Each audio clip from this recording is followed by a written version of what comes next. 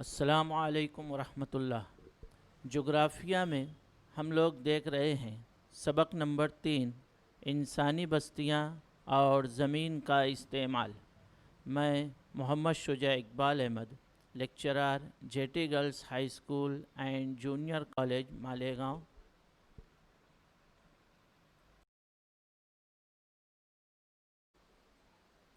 عزیز طالبات، گزشتہ ویڈیوز میں ہم لوگوں نے دیکھا انسانی بستیوں سے کیا مراد ہے، انسانی بستیوں کی قسمیں، انسانی بستیوں پر اثر انداز ہونے والے عوامل اور انسانی بستیوں کی شکلیں وغیرہ۔ آج کے اس ویڈیو میں ہم لوگ دیکھیں گے زمین کا استعمال۔ زمین کا استعمال میں جس طرح ہم لوگوں نے انسانی بستیوں کی 2 قسمیں دیکھی ہیں، شہری اور دیہی بستیاں، ٹھیک اسی طرح ہم لوگ زمین کے استعمال بھی ان شہری اور دیہی بستیوں میں کس طرح سے ہوتے ہیں، یہاں ہم لوگ آج کے اس ویڈیو میں اس کا جائزہ لیں گے۔ عزیز طالبات، ہم لوگ ہمارے اطراف میں دیکھتے ہیں کہ زمینوں کو مختلف طرح سے استعمال میں لایا جاتا ہے۔ جیسے زمین کے کسی حصے پر ہمیں ندیاں نظر آتی ہیں، کچھ حصوں پر درخت نظر آتے ہیں،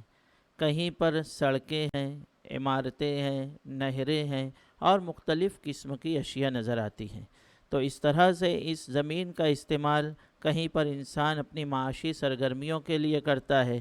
کہیں پر مختلف قسم کی پیداواروں کے لیے کرتا ہے، کہیں پر زمین کا استعمال انسان رہائش کے لیے کرتا ہے، اور کچھ زمین کا استعمال انسان تفریح کے لیے کرتا ہے۔ یعنی انسان اس زمین کو مختلف طریقوں سے وسائل کے طور پر استعمال کرتا ہے۔ آئیے ہم لوگ دیکھتے ہیں کہ زمین کے استعمال سے کیا مراد ہے۔ زمین کے استعمال سے مراد یہ ہے کہ اپنے اطراف میں پھیلی ہوئی زمینوں کا انتظام کرنا اور ان زمینوں میں ترمیم کرنا، یعنی تبدیلی کرنا۔ یعنی ہمارے اطراف میں کہیں پر کھیت کھلیان موجود ہے، کہیں کاشتکاری ہوتی ہے یا زراعت ہوتی ہے، تو کچھ سالوں کے بعد وہ زمین جب قابل کاشت نہ ہو، جب وہ زراعت کرنے کے قابل نہ رہ جائے، تو ایسی زمین بنجر ہو جائے گی۔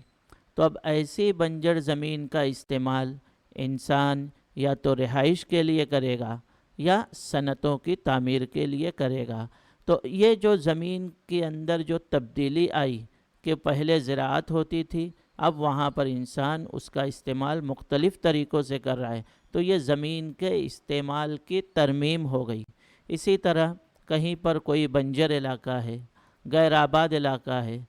کہیں پر جنگلات موجود ہیں، تو انسانی بستیاں بڑھنے کے بعد، یعنی انسانی آبادی جیسے جیسے بڑھتے جاتی ہے، تو یہ آبادی جو ہے شہروں کے اطراف میں یا مضافات میں جو ہے منتقل ہوتی چلی جاتی ہے، جس کی وجہ سے یہ غیر آباد بنجر علاقے، جنگلاتی علاقوں پر جو ہے انسانی بستیاں یا صنعتیں تعمیر کر دی جاتی ہیں۔ تو اس طرح سے زمین کے استعمال میں ترمیم ہو گئی، اور بنجر زمین تھی، کسی استعمال کے قابل نہیں تھی، تو ایسی زمین کا انتظام یہ ہوا کہ اب پہلے کی بنسبت اس کا استعمال اس سے اچھا ہونے لگا، یعنی صنعتیں اس پر بنا دی گئیں اور اس پر مکانات وغیرہ، عمارتیں وغیرہ تعمیر کر دی گئیں۔ آئیے ہم لوگ اب دیکھتے ہیں زمین کے استعمال کی جماعت بندی، لینڈ یوز کلاسیفیکیشن۔ عزیز طالبات، ہم لوگ جانتے ہیں کہ دیہی اور شہری بستیوں میں کس طرح کے اختلافات پائے جاتے ہیں۔ دونوں بستیوں میں مکانات کی طرز تعمیر میں فرق پایا جاتا ہے، دونوں علاقوں میں بنیادی سہولیات میں اختلاف ہوتا ہے، ان دونوں علاقوں میں انسان کی معاشی سرگرمیوں میں اختلاف پایا جاتا ہے۔ تو جس طرح یہ سب اختلافات پائے جاتے ہیں، ٹھیک اسی طرح ان دونوں علاقوں میں زمین کے استعمال میں بھی فرق پایا جاتا ہے۔ اگر ہم لوگ دیہی علاقوں میں دیکھیں گے تو دیہی علاقوں میں زمین کا استعمال بہت محدود پیمانے پر ہوتا ہے،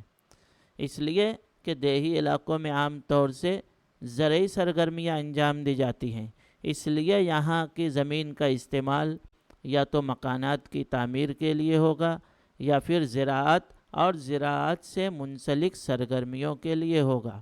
جبکہ ہم لوگ شہری علاقوں میں زمین کا استعمال دیکھیں گے تو زمین کا استعمال یہاں پر رہائشی علاقوں کے لیے ہوگا، زمین کا استعمال یہاں پر معاشی سرگرمیوں کے لیے ہوگا۔ اب چونکہ شہری علاقوں میں ثانوی، ثلاثی اور رباعی ہر قسم کی سرگرمیاں انجام دی جاتی ہیں، اس لیے ان تمام سرگرمیوں کے لیے جو ہے زمین کا استعمال ہوگا۔ اسی طرح شہری علاقوں میں تفریحی مقامات کی کثرت ہوتی ہے، پارکس ہوتے ہیں، اسی طرح سڑکیں، آمد و رفت کے مختلف ذرائع پائے جاتے ہیں، اسی طرح مختلف قسم کی آفیسیں ہوں گی، مختلف قسم کی دکانیں ہوں گے، تجارتی مراکز ہوں گے، مالز ہوں گے، اسکولیں ہوں گی، کالجز ہوں گی۔ اس طرح سے جو ہے شہری علاقوں میں زمین کا استعمال بکثرت ہوتا ہے۔ اس لیے ہم لوگ ابھی یہاں پر دیکھیں گے کہ دیہی علاقوں میں زمین کا استعمال کس طرح سے ہوتا ہے۔ عام طور سے دیہی علاقوں میں زمین کے استعمال کی درجہ بندی جو کی جاتی ہے، اس کے لیے لینڈ ریکارڈ ڈپارٹمنٹ یعنی محکمہ برائے زمینی اندراج، اس نے جو ہے دیہی علاقوں میں زمینوں کے استعمال کی جو ہے درجہ بندی کی ہے۔ اب اس کے مطابق جو ہے زمینوں کے استعمال کی جماعت بندی جو ہے 9 جماعتوں میں کی گئی ہے، جس میں پہلے ہے جنگلات، پھر اس کے بعد ہے غیر زرعی استعمال کی زمینیں، نمبر 3 ہے بنجر اور ویران زمین، نمبر 4 مستقل چراگاہیں، نمبر 5 متنوع درخت کی فصلوں اور درختوں کے جھنڈ کے تحت زمینی علاقے، نمبر 6 قابل کاشت افتادہ زمین، نمبر 7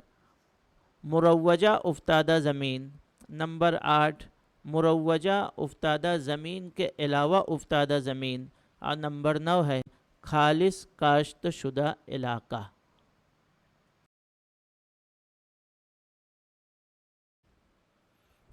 زمین کے استعمال کی جماعت بندی میں سب سے پہلی جماعت ہے جنگلات،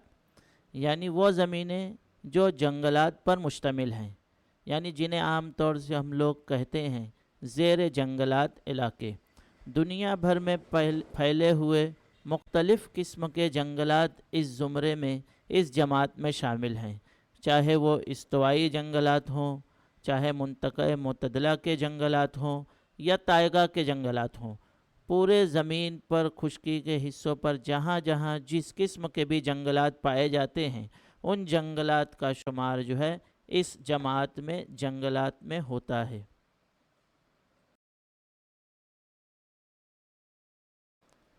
نمبر 2 جماعت ہے غیر زرعی استعمال کی زمینیں، non agricultural uses of lands. اس جماعت میں مختلف قسم کی انسانی بستیاں، چاہے وہ دیہی بستی ہو یا شہری بستی ہو، اسی کے ساتھ ان بستیوں میں دستیاب بنیادی سہولیات جیسے سڑکیں، نہریں، دکانیں وغیرہ، اور اس کے علاوہ جو ہے صنعتیں بھی اس زمینی استعمال کے زمرے میں شامل ہیں۔ اس کے علاوہ ان غیر زرعی استعمال کی زمینوں میں اضافہ کس طرح ہوتا ہے، تو اس کے اضافے میں سب سے اہم کردار ہوتا ہے ثانوی و ثلاثی سرگرمیوں کا۔ یعنی کسی علاقے میں اگر ثانوی سرگرمیاں یعنی صنعتیں، ان کا اضافہ ہو، یعنی صنعتوں کا ارتقاء ہو، صنعتیں بڑھنے لگیں، کسی علاقے میں صنعتیانہ کا عمل شروع ہو جائے، تو اس کی وجہ سے غیر زرعی استعمال کی زمینوں کا تناسب بڑھتا ہے۔ اسی طرح کسی علاقے میں ثلاثی سرگرمیوں میں اضافہ ہو، ثلاثی سرگرمیوں میں کیا ہے، اس میں جو ہے آمد و رفت کے ذرائع کا بڑھ جانا ہے، تجارتی مراکز کا بڑھ جانا ہے۔ اب اگر کسی علاقے میں ان تمام سرگرمیوں میں اضافہ ہوتا ہے تو اس کی وجہ سے غیر زرعی استعمال کی زمینوں کا تناسب بھی بڑھ جاتا ہے۔ اسی لیے کہا جاتا ہے کہ غیر زرعی استعمال کی زمینوں میں اضافے کا سبب ثانوی اور ثلاثی سرگرمیاں ہوتی ہیں۔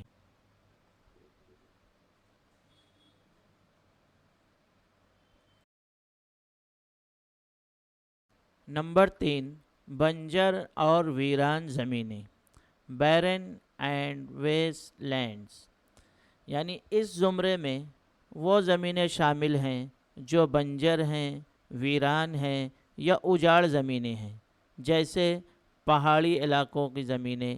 صحرائی علاقوں کی زمینیں، درے وغیرہ جو ہے، اس لیے کہ ان علاقوں کی زمینوں کو آج جو موجودہ ٹیکنالوجی ہے، اس ٹیکنالوجی کے ذریعے بھی ہم لوگ ان کو زیر کاشت نہیں لا سکتے، اس لیے کہ جیسے بنجر پہاڑی علاقہ ہے تو پہاڑی علاقوں میں پہلے ہی مٹی کی پتلی تہہ پائی جاتی ہے، ریتیلی مٹی ہوتی ہے، پھر اس کے علاوہ وہاں پر ڈھلان بھی تیز ہوتی ہے، تو ایسے علاقوں میں پہلے ہی زرعی سرگرمیوں کی انجام دہی مشکل ہوتی ہے۔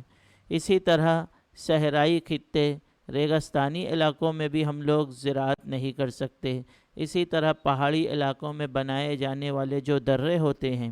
ان کو بھی ہم لوگ جو ہے زیر کاشت نہیں لا سکتے، اس لیے ایسی زمینیں بھی جو ہے دنیا میں بڑے پیمانے پر موجود ہیں جو اس جماعت میں شامل ہیں۔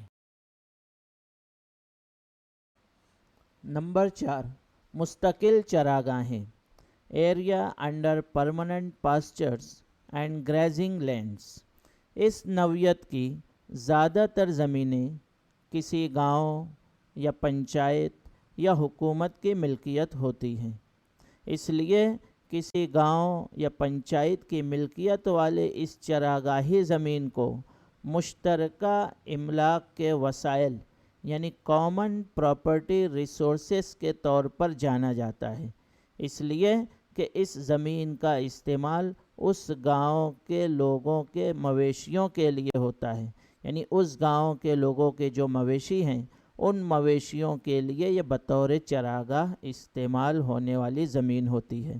یہ مستقل چراگاہوں کا بہت معمولی حصہ ایسا ہوتا ہے جو کسی ایک خاص فرد کی ملکیت کا ہوتا ہے، یعنی کسی ایک شخص کی ذاتی ملکیت کا ہوتا ہے۔ اب کسی ایک اکیلے شخص کی ملکیت ہوگی تو اس ایک اکیلے شخص کے مویشی، اس کے جانور جو ہیں اس حصے میں گھاس چرنے کا کام کریں گے۔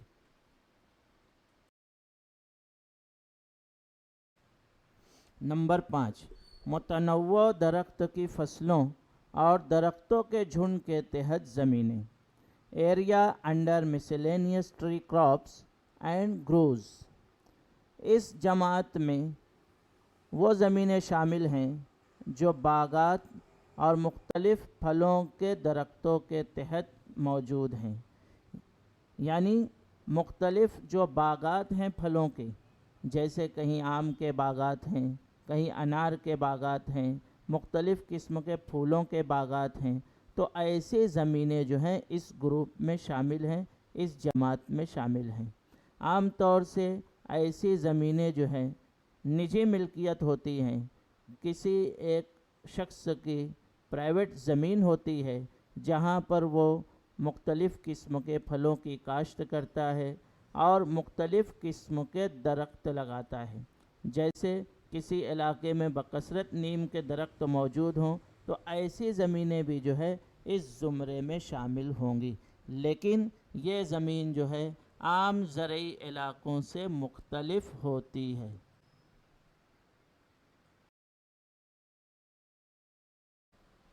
نمبر 6، قابل کاشت افتادہ زمینیں، کلٹیویبل ویسٹ لینڈز، یعنی ایسی زمینیں جو زرخیز تھیں، جن پر کاشتکاری ہوتی تھی، لیکن آہستہ آہستہ ان کی زرخیزیت کم ہو گئی، مسلسل زرعی عمل ہونے کی وجہ سے، کاشتکاری ہونے کی وجہ سے ان کی زرخیزیت جو ہے دن بدن کم ہوتی چلی گئی، تو ایسی زمینوں سے اب چونکہ پیداوار کم ہونے لگی تو ایسی زمینوں کو جو ہے ہل چلا کر چھوڑ دیا جاتا ہے۔ اب ایسی زمینیں جو ہیں عام طور سے 5 سال یا اس سے زائد عرصے کے لیے جو ہے ہل چلا کر چھوڑ دی جاتی ہے۔ اب اس طریقے کے ذریعے یہ ہوتا ہے کہ اب اس پر کاشتکاری نہیں ہوگی، بلکہ اس کو ہل چلا کر چھوڑ دیا گیا، اب اس پر گھاس پھوس اگے گی، مختلف جانور اس پر سے چلیں گے، تو اس کی وجہ سے جو ہے ان زمینوں میں زرخیزیت واپس آئے گی، یہ زمینیں جو ہے دوبارہ زرخیز ہوں گی، اس کے بعد جو ہے دوبارہ ان کو استعمال میں لایا جا سکے گا۔ اس لیے ایسی زمینوں کو جو ہے قابل کاشت افتادہ زمین کہا جاتا ہے۔ نمبر 7، رواں افتادہ زمین یا مروجہ افتادہ زمین، کرنٹ فالو۔ یہ ایسی زمینیں ہیں جو ایک زرعی سال یا اس سے کم وقت کے لیے ہل چلا کر چھوڑ دی جاتی ہے، ایسی زمینوں کو جو ہے کہا جاتا ہے مروجہ افتادہ زمینیں۔ یہ عام طور سے ہمارے یہاں بھارت میں یہی رواج ہے کہ جس زمین کو مسلسل زیر کاشت لایا جاتا ہے، جب اس کی زرخیزیت کم ہونے لگتی ہے تو ایسی زمینوں کو جو ہے کچھ دنوں کے لیے اس پر زراعت نہیں کی جاتی، یعنی اس زمین کو گویا کچھ دنوں کے لیے آرام دے دیا جاتا ہے۔ تو یہ ہمارے یہاں بھارت کا ایک روایتی طریقہ ہے،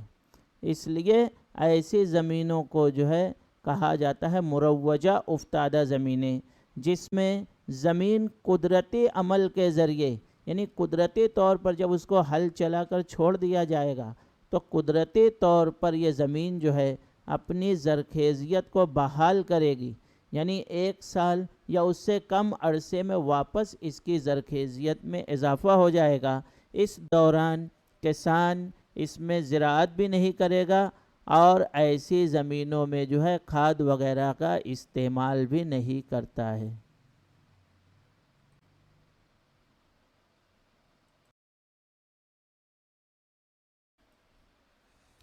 نمبر 8،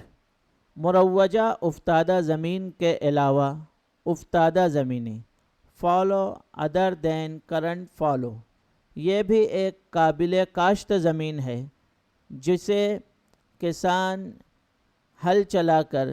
ایک سال سے زیادہ عرصے تک، لیکن 5 سال سے کم عرصے تک کے لیے غیر کاشت چھوڑ دیتا ہے، یعنی ایک سال سے زیادہ اور 5 سال سے کم عرصے پر اس پر کاشتکاری نہیں کی جاتی،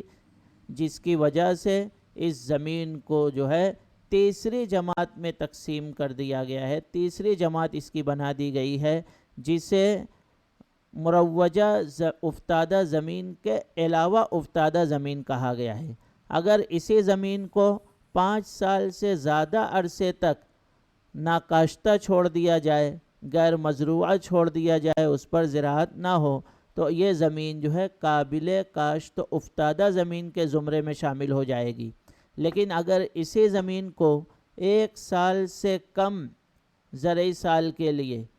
اسی طرح بغیر کاشتکاری کے چھوڑ دیا جائے تو اس کا شمار جو ہے مروجہ افتادہ زمین کے زمرے میں ہوگا۔ لیکن چونکہ اس زمین کو 1 سال سے زیادہ عرصے کے لیے اور 5 سال سے کم عرصے کے لیے غیر کاشت چھوڑا جاتا ہے، اس لیے اس کی یہ تیسری جماعت بنائی گئی ہے۔ نمبر 9، خالص کاشت شدہ علاقہ یا خالص زیر کاشت علاقہ، نیٹ ایریا سون۔ زمین کا وہ حصہ جس پر فصلیں کاشت کی جاتی ہیں، یعنی عام طور سے جن زمینوں کو ہم لوگ کاشتکاری کے لیے استعمال کرتے ہیں یا جنہیں ہم لوگ کھیت کہتے ہیں، وہ زمینیں جو ہے اس زمرے میں شامل ہیں، یعنی ان زمینوں پر فصلوں کی کاشتکاری بھی کی جاتی ہے اور فصلوں کی کٹائی بھی کی جاتی ہے، تو ایسی زمینیں جو ہیں کہلاتی ہیں خالص زیر کاشت زمینیں یا خالص زیر کاشت علاقہ۔ اس طرح سے یہ دیہی علاقوں کی زمینوں کی جماعت بندی ہو گئی، اور ہم لوگوں نے شروع میں ہی دیکھا تھا کہ دیہی علاقوں میں جو ہے زمین کا استعمال بہت محدود پیمانے پر ہوتا ہے، اس لیے ہم لوگوں نے اس میں صرف زراعت اور اس سے متعلق ہی زمین کا استعمال دیکھا ہے۔ آئندہ ویڈیو میں ہم لوگ دیکھیں گے اس سے آگے کا پارٹ کہ شہری علاقوں میں زمین کا استعمال کس طرح سے ہوتا ہے۔ السلام علیکم ورحمۃ اللہ وبرکاتہ۔